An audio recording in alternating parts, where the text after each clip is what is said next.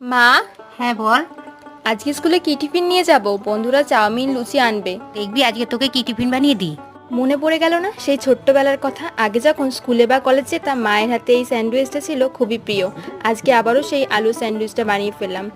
প্রথমে গরম তেলে আদা রসুন কাঁচা লঙ্কা কুচি দিয়ে হালকা ভেজে পেঁয়াজ কুচি গাজর কুচি ধনেপাতা কুচি টমেটো কুচি নুন হলুদ দিয়ে নাড়িয়ে হালকা ভাজা হলে আগে থেকে সেদ্ধ করে রাখা আলু দিয়ে মিশিয়ে স্যান্ডউইচের পুরটা তৈরি করে নিলাম। তারপর স্লাইস রুটি নিয়ে তার মধ্যে আলুর পুরটা দিয়ে ভালো করে স্প্রেড করে দেব। তারপর এর ওপর টমেটো সস দিয়ে ওপর থেকে আর একটা স্লাইস রুটি দিয়ে আটকে দিতে হবে। তোমরা চাইলে শসা পেঁয়াজ চিজ এর মধ্যে দিতে পারো। আমার সিম্পলভাবে বেশি ভালো লাগে। তারপর ফ্রাই প্যানে এ বাটার দিয়ে স্লাইসগুলো দিয়ে টোস্ট করে নেবো, তাহলে তৈরি হয়ে যাবে আলু স্যান্ডউইচ। স্কুল কলেজের টিফিনের জন্য একদম পারফেক্ট। তোমরা কারা কারা স্কুলে এই আলু স্যান্ডউইচটা বানিয়ে নিয়ে যাও, কমেন্টে জানিও কেমন লাগলো সেটাও জানিও। আর প্লিজ চ্যানেলটাকে সাবস্ক্রাইব করতে ভুলো না। আজকে এতটুকুই, টাটা।